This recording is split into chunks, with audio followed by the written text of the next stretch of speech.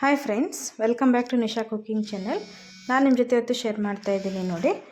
ಟೇಸ್ಟಿಯಾದಂತಹ ಒಂದು ರೆಸಿಪಿನ ನಿಮ್ಮ ಜೊತೆ ಶೇರ್ ಮಾಡ್ತಾ ಇದ್ದೀನಿ ನೋಡಿರಿ. ಕ್ವಿಕ್ಕಾಗಿ ಬಾಯಿಗೆ ಒಂದು ಒಳ್ಳೆ ರುಚಿಯಾಗಿರುವಂಥದ್ದು ಏನಾದರೂ ತಿನ್ನಬೇಕು ಅನ್ನಿಸ್ದಾಗ ಚಪಾತಿ ರೊಟ್ಟಿಗೆ ಎಲ್ಲದಕ್ಕೂ ಒಂದೇ ಕಾಂಬಿನೇಷನ್ ಆಗಿರುವಂಥದ್ದು ಏನಾದರೂ ಮಾಡಬೇಕು ಅಂದಾಗ ಇದನ್ನು ಟ್ರೈ ಮಾಡಿ ನೋಡಿರಿ. ಖಂಡಿತ ಎಲ್ಲರೂ ಇಷ್ಟಪಡ್ತಾರೆ.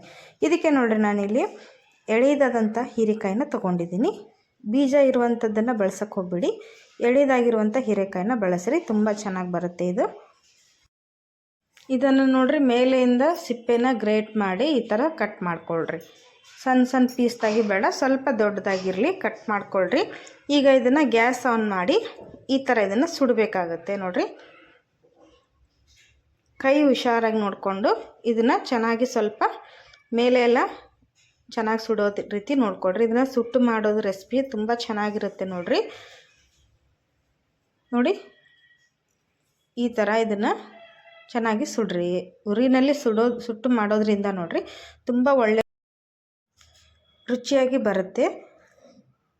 ಈ ಥರ ನೋಡಿರಿ, ಸ್ವಲ್ಪ ಟೈಮ್ ಹಿಡಿಯುತ್ತೆ ಇದು ಸುಡೋಕ್ಕೆ ನೋಡಿರಿ. ಈ ಥರ ಕಲರ್ ಚೇಂಜ್ ಆದ ತಕ್ಷಣ ಚೆನ್ನಾಗಿ ಸುಟ್ಟ ಮೇಲೆ ಅದೇನಾಗುತ್ತೆ, ಅದರೊಳಗಿರುವಂಥ ನೀರಿನ ಅಂಶ ಹೊರಗೆ ಬರೋಕ್ಕೆ ಸ್ಟಾರ್ಟ್ ಆಗುತ್ತೆ. ಆವಾಗ ಏನು ಮಾಡಬೇಕು, ತೆಗೆದುಬಿಡಬೇಕು. ಫ್ಲೇಮ್ ಆಫ್ ಮಾಡಿ ಇದನ್ನು ಚೆನ್ನಾಗಿ ಸುಡೋದ್ರಿಂದ ನೋಡಿರಿ ಅದರಲ್ಲಿರುವಂಥ ಹಸಿ ವಾಸನೆ ಎಲ್ಲ ಹೋಗುತ್ತೆ ನೋಡಿರಿ. ಈ ರೀತಿ ಆಗಬೇಕು. ಈಗ ಇದು ಚೆನ್ನಾಗಿ ಸುಟ್ಟಿದೆ. ಇದನ್ನು ತೆಗೆದು ಪ್ಲೇಟಿಗೆ ಹಾಕ್ತೀನಿ ನಾನು. ತುಂಬ ಕಪ್ಪಗಾಗೂ ಮಾಡೋಕ್ಕೆ ಹೋಗಬೇಡಿ, ತುಂಬ ಸೀದು ಹೋದರೂ ಕೂಡ ಕಹಿ ಅಂಶ ಬಿಟ್ಕೊಡುತ್ತೆ ಅದು ನೋಡಿರಿ. ಇಷ್ಟು ಫ್ರೈ ಆದರೆ, ಇಷ್ಟು ಸುಟ್ಟರೆ ಸಾಕು ನೋಡಿರಿ. ಈಗ ಇದನ್ನು ತೆಗೆದು ಪ್ಲೇಟಲ್ಲಿ ಸೈಡಿಗೆ ಎತ್ತಿಡಿ ನೋಡಿರಿ. ತುಂಬ ಚೆನ್ನಾಗಿ ಸುಟ್ಟಿದೆ. ಇದು ಸುಟ್ಟು ಮಾಡೋದ್ರಿಂದ ತುಂಬ ಚೆನ್ನಾಗಿ ಬರುತ್ತೆ ಟೇಸ್ಟು. ಈಗ ನೋಡಿರಿ, ಅದೇ ರೀತಿ ನಾನು ಒಂದು ಪೂರ್ತಿ ಗೆಡ್ಡೆ ಬೆಳ್ಳುಳ್ಳಿಗಡ್ಡೆನ ಸುಡ್ತಾಯಿದ್ದೀನಿ ನೋಡಿರಿ. ಇದು ಕೂಡ ಅಷ್ಟೇ, ನಿಮಗೆ ಬೆಳ್ಳುಳ್ಳಿ ಪ್ರಮಾಣ ನೀವು ಜಾಸ್ತಿ ಬೇಕಂದರೆ ಜಾಸ್ತಿನೂ ಯೂಸ್ ಮಾಡ್ಕೋಬೋದು. ಯಾಕಂದರೆ ಈ ಥಂಡಿಗಾಲದಲ್ಲಿ ನೋಡಿರಿ ಬೆಳ್ಳುಳ್ಳಿ ಈ ಥರ ತಿನ್ನೋದಿದ್ರೆ ಕಫ ಕೆಮ್ಮು ಏನಾದರೂ ಇದ್ದರೆ ಬೇಗ ನಮಗೆ ಕಡಿಮೆ ಆಗುತ್ತೆ. ಈ ಥರ ಸುಟ್ಟು ಬಿಟ್ಟು ನೀವು ಮೇಗಿನ ಸಿಪ್ಪೆ ತೆಗೆದು ಹಾಗೇನು ತಿನ್ಬೋದು ನೋಡಿ. ಅಂದರೆ ಕೆಮ್ಮು ಇದ್ದರೆ ಕಡಿಮೆ ಆಗುತ್ತೆ. ಒಣ ಕೆಮ್ಮು ಇರ್ಬೋದು ಅಥವಾ ಕಫದ ಸಮಸ್ಯೆ ಇದ್ದವರು ಸಹಿತ ಇದನ್ನು ಈ ರೀತಿ ಸುಟ್ಕೊಂಡು ತಿನ್ನಿರಿ. ಈಗ ನೋಡಿರಿ, ಪೂರ್ತಿಯಾಗಿದ್ದು ಚೆನ್ನಾಗಿ ಮೇಲಿನ ಸಿಪ್ಪೆ ಎಲ್ಲ ಚೆನ್ನಾಗಿ ಸುಟ್ಟಿದೆ ನೋಡಿರಿ. ಇದನ್ನು ಪ್ಲೇಟಿಗೆ ಹಾಕ್ತಾಯಿದ್ದೀನಿ ನಾನು. ಅದೇ ರೀತಿ ನಾನಿಲ್ಲಿ ಉಳ್ಳಾಗಡ್ಡಿನೂ ಸಹಿತ ತೊಗೊಂಡಿದ್ದೀನಿ. ಇದನ್ನು ಈ ಥರ ಕಟ್ಸ್ ಹಾಕ್ರಿ. ಫಸ್ಟು ಒಂದಲ್ಲಿ 4 ಪಾರ್ಟು ಪೂರ್ತಿ ಕಟ್ ಮಾಡೋಕ್ಕೆ ಹೋಗಬೇಡ್ರಿ. ಹಿಂದ್ಗಡೆಯಿಂದ ಕಟ್ ಹಾಕಿ ಇದನ್ನು ಸುಡ್ರಿ ಇದನ್ನು ಈ ಥರ. ಯಾಕಂದರೆ ಕಟ್ಸ್ ಹಾಕೋದ್ರಿಂದ ನೋಡಿರಿ ಒಳಗಡೆಯಿಂದನೂ ಚೆನ್ನಾಗಿ ಬೇಯುತ್ತೆ ಅದು. ಹಾಗಾಗಿ ನೀವು ಈ ಥರ ಕಟ್ಸ್ ಹಾಕಿ ಸುಡೋದ್ರಿಂದ ತುಂಬ ಚೆನ್ನಾಗಿ ಸುಡುತ್ತೆ ನೋಡಿರಿ. ಇಡೀದಾಗಿ ಸುಟ್ಟರೆ ಏನಾಗುತ್ತೆ, ಒಳಗಡೆಯಿಂದ ಹಸಿ ಹಾಗೆ ಇರುತ್ತೆ. ಹಾಗಾಗಿ ನೀವು ಈ ಥರ ಕಟ್ಸ್ ಹಾಕಿ ಸುಟ್ಟರೆ ಬೇಗನೂ ಸುಡುತ್ತೆ, ಆಮೇಲೆ ಒಳಗಡೆಯಿಂದ ತುಂಬ ಚೆನ್ನಾಗಿ ಬೇಯುತ್ತೆ ನೋಡಿ. ಇನ್ನೂ ಸ್ವಲ್ಪ ಇದು ಸುಡಲಿ ಚೆನ್ನಾಗಿ. ನೀವು ಕೆಂಡದಲ್ಲಿ ಸುಟ್ಟರು ಇನ್ನೂ ರುಚಿ ಇರುತ್ತೆ ನೋಡಿರಿ. ನಿಮ್ಮ ಮನೇಲಿ ಏನಾದರೂ ಒಲೆ ಇದ್ದರೆ ಕೆಂಡದಲ್ಲಿ ನೀವು ಇದನ್ನು ಸುಟ್ಟು ಮಾಡ್ಬೋದು ನೋಡಿ. ಒಳಗಡೆಯಿಂದ ಚೆನ್ನಾಗಿ ಇದನ್ನು ಚೆನ್ನಾಗಿ ಬೇಯೋವರೆಗೂ ಇದನ್ನು ಸುಡ್ರಿ ಈ ಥರ. ಈಗ ಇದು 1 ನಿಮಿಷ ಇಲ್ಲಿ ಚೆನ್ನಾಗಿ ಸುಡಲಿ. ಇಲ್ಲೇ ಸೈಡಿಗೆ ನಾನಿಲ್ಲಿ ಒಂದು ತವಾನ ಬಿಸಿ ಮಾಡೋಕ್ಕೆ ಇಟ್ಟಿದ್ದೀನಿ. ಇದ್ರ ಮೇಲೆ ನೋಡಿರಿ ಒಣ ಮೆಣಸಿನ್ಕಾಯಿನ ಹಾಕಿ ಫ್ರೈ ಮಾಡ್ತಾಯಿದ್ದೀನಿ. ನಾನು ಇಲ್ಲಿ ಯಾವುದೇ ಎಣ್ಣೆ ಬಳಸ್ತಾ ಇಲ್ಲ, ಹಾಗೇ ಫ್ರೈ ಮಾಡ್ಕೊಳ್ರಿ. ಯಾಕಂದರೆ ಇದು ಒಣ ಮೆಣಸಿನ್ಕಾಯಿ ಡೈರೆಕ್ಟಾಗಿ ಸುಟ್ಟರೆ ತುಂಬ ಜಾಸ್ತಿ ಘಾಟ್ ಆಗಿಬಿಡುತ್ತೆ. ಘಾಟ್ ಆದರೆ ನೋಡಿರಿ ಸಮಸ್ಯೆ ಆಗುತ್ತೆ. ಸುಮ್ಮನೆ ಈ ಥರ ತವಾದಲ್ಲಿ ಹುರ್ಕೊಳ್ರಿ. ಇದಕ್ಕೆ 1 ಸ್ಪೂನಷ್ಟು ಜೀರಿಗೆನ ಹಾಕ್ತಾಯಿದ್ದೀನಿ. ಹಾಕಿ ಇದನ್ನು ಲೋ ಫ್ಲೇಮ್ ಇಟ್ಟು ಚೆನ್ನಾಗಿ ಇದು ಮೆಣಸಿನ್ಕಾಯಿನ ಹಾಕಿರ್ತೀವೋ ಅದು ಸ್ವಲ್ಪ ಫ್ರೈ ಅಂದರೆ ಕಡಕ್ ಆಗೋವರೆಗೂ ಇದನ್ನು ಹುರ್ಕೊಳ್ರಿ ನೋಡಿ. ಚೆನ್ನಾಗಿ ಸಿಡಿದ್ಮೇಲೆ ಸೀದ್ಸೋಕ್ಕೆ ಹೋಗಬೇಡ್ರಿ, ಹೊತ್ತಿಸೋಕ್ಕೆ ಹೋಗಬೇಡಿ, ಚೆನ್ನಾಗಿ ಫ್ರೈ ಆಗಬೇಕಷ್ಟೇ ನೋಡಿರಿ. ಇದನ್ನು 2 ನಾನಿಲ್ಲಿ ಪ್ಲೇಟಿಗೆ ಹಾಕ್ತಾಯಿದ್ದೀನಿ. ಇಲ್ಲಿ ಉಳ್ಳಾಗಡ್ಡಿನೂ ಸಹಿತ ಚೆನ್ನಾಗಿ ಸುಟ್ಟಿದ್ದೇನೆ ಇಲ್ಲಂತ ನೋಡಿಕೊಂಡು ಅದನ್ನು ಕೂಡ ಎತ್ತಿ ಹಾಕ್ರಿ ನೋಡಿರಿ. ಚೆನ್ನಾಗಿ ಒಳಗಡೆಯಿಂದನೂ ಬೆಂದಿದೆ ಇದು, ಅಂದರೆ ಹಸಿಯಾಗಿ ವಾಸನೆ ಇರೋದಿಲ್ಲ. ಈಗ ನೋಡಿರಿ, ಅದೇ ತವಾದಲ್ಲಿ ನಾನು ಒಂದು ಮುಷ್ಟಿಯಷ್ಟು ಶೇಂಗಾ ಬೀಜ ಹಾಕ್ತಾಯಿದ್ದೀನಿ. ಒಂದು ಅರ್ಧ ಕಪ್ಪಷ್ಟು ಇದೆ. ನೀವು ಜಾಸ್ತಿ ಬೇಕು ಇಷ್ಟ ಅನ್ನೋರು ಜಾಸ್ತಿನಾದರೂ ಇದನ್ನು ಯೂಸ್ ಮಾಡ್ಕೋಬೋದು. ಈಗ ಶೇಂಗಾನು ಚೆನ್ನಾಗಿ ಇದನ್ನು ಹುರ್ಕೊಂಡು ಹಾಕಿರಿ. ಶೇಂಗಾನ ಹಸಿ ಬಿಸಿಯಾಗಿ ಹುರಕ್ಕೆ ಹೋಗ್ಬೇಡ್ರಿ, ಚೆನ್ನಾಗಿ ಕಡಕ್ಕಾಗೋವರೆಗೂ ಹುರಿದು ಹಾಕಿರಿ ನೋಡಿರಿ. ಶೇಂಗಾ ಹಾಕೋದ್ರಿಂದ ಇದು ರುಚಿ ಇನ್ನೂ ಡಬಲ್ ಆಗುತ್ತೆ ನೋಡಿರಿ, ತುಂಬ ಒಳ್ಳೆ ಟೇಸ್ಟ್ ಕೊಡುತ್ತೆ. ಇದನ್ನು ಸಹಿತ ನೋಡಿರಿ ಶೇಂಗಾ ಬೀಜ ಕಲರ್ ಚೇಂಜ್ ಆಗ್ತಾ ಇದೆ. ಚಿಟ್ಪಟ ಅಂತ ಸಿಡಕ್ಕೆ ಸ್ಟಾರ್ಟ್ ಆದಮೇಲೆ ಫ್ಲೇಮನ್ನು ಆಫ್ ಮಾಡಿ ಇದನ್ನು ಕೂಡ ತಣ್ಣಗಾಗಕ್ಕೆ ಬಿಟ್ಬೇಡ್ರಿ. ನಿಮಗೆ ಶೇಂಗಾ ಬೀಜ ಬೇಡ ಅನ್ನೋರು ಒಣ ಕೊಬ್ಬರಿ ಇದ್ದರೆ ಅದನ್ನು ಸಹಿತ ನೀವು ಹಾಕ್ಬೋದು. ನೋಡಿ ಇದನ್ನು ನಾನಿಲ್ಲಿ ಪ್ಲೇಟಿಗೆ ಹಾಕ್ತಾಯಿದ್ದೀನಿ.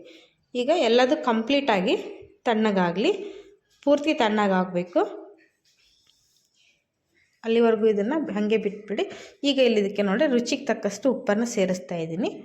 ಒಂದು ಅರ್ಧ ಸ್ಪೂನಷ್ಟು ಉಪ್ಪನ್ನು ಹಾಕಿದ್ದೀನಿ. ಆಮೇಲೆ ಸ್ವಲ್ಪ ಕೊತ್ತಂಬರಿ ಸೊಪ್ಪನ್ನು ಹಾಕ್ತಾಯಿದ್ದೀನಿ. ನೋಡಿರಿ ಈ ಕೊತ್ತಂಬರಿ ಸೊಪ್ಪು ಅಷ್ಟೇ ನೋಡಿರಿ, ತುಂಬ ಒಳ್ಳೆಯ ರುಚಿ ಕೊಡುತ್ತೆ.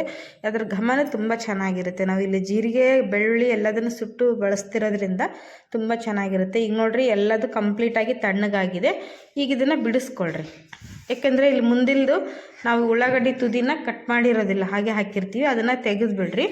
ಆಮೇಲೆ ಇಲ್ಲಿ ಬೆಳ್ಳುಳ್ಳಿನ ನೋಡಿರಿ, ಸುಟ್ಟಿರೋಂಥ ಬೆಳ್ಳುಳ್ಳಿನ ಎಸಳನ್ನು ಚೆನ್ನಾಗಿ ಸಿಪ್ಪೆನ ತೆಗೆದು ಚೆನ್ನಾಗಿ ಅದನ್ನು ಎಸಳನ್ನು ಹಾಕ್ಕೊಳ್ರಿ. ಈ ಥರ ನೋಡಿರಿ, ಅದರಲ್ಲಿ ಸಿಪ್ಪೆ ಏನಾದರೂ ಜಾಸ್ತಿ ಇದ್ದರೆ ಅದನ್ನೆಲ್ಲ ತೆಗ್ಕೊಂಬಿಡ್ರಿ. ಯಾಕಂದರೆ ತಿನ್ನಬೇಕಾದ್ರೆ ಮಧ್ಯದಲ್ಲಿ ಸಿಕ್ಕರೆ ಚೆನ್ನಾಗಿರೋದಿಲ್ಲ. ಅದನ್ನೆಲ್ಲ ಮೇಲಿನ ಸಿಪ್ಪೆ ಎಲ್ಲ ತೆಗೆದು ಬೆಳ್ಳುಳ್ಳಿ ಮಾತ್ರ ಬೆಳೆಸ್ಕೊಳ್ರಿ.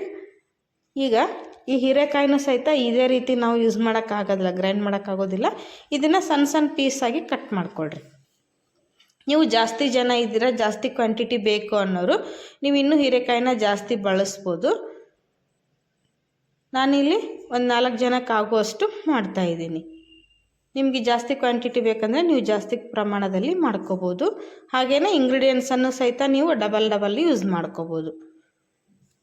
ನೋಡಿರಿ ಈ ರೆಸಿಪಿನ ನಮ್ಮ ಮನೇಲಿ ನಮ್ಮ ಅಜ್ಜಿಯಂದರು ಮಾಡ್ತಾಯಿದ್ರು.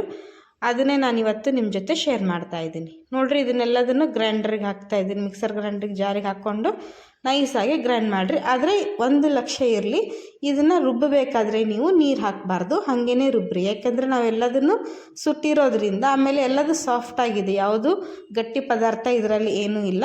ಹಾಗೆ ನೈಸಾಗಿ ಗ್ರೈಂಡ್ ಆಗುತ್ತೆ. ಸ್ವಲ್ಪ ಮಿಕ್ಸರ್ ಆನ್ ಆಫ್ ಮಾಡಿ ಇದನ್ನು ಗ್ರೈಂಡ್ ಮಾಡ್ಕೊಳ್ರಿ. ತುಂಬ ಚೆನ್ನಾಗಿ ಗ್ರೈಂಡ್ ಆಗುತ್ತೆ. ನೈಸಾಗಿ ಗ್ರೈಂಡ್ ಮಾಡ್ಕೊಳ್ರಿ. ನೀವು ಒಳಕಲ್ಲಲ್ಲಿ ರುಬ್ಬೋರಿದ್ದರೆ ಒಳಕಲ್ಲಲ್ಲೂ ರುಬ್ಬಬೋದು, ತುಂಬ ಚೆನ್ನಾಗಿರುತ್ತೆ. ನೋಡಿರಿ ಟೇಸ್ಟ್ ಅದಿನ್ನೂ ಚೆನ್ನಾಗಿರುತ್ತೆ. ಮಿಕ್ಸರ್ನಲ್ಲಿ ಹಾಕೋದಕ್ಕಿಂತ ರುಬ್ಬಿ ಮಾಡಿದ್ರೆ ಇನ್ನೂ ಚೆನ್ನಾಗಿರುತ್ತೆ.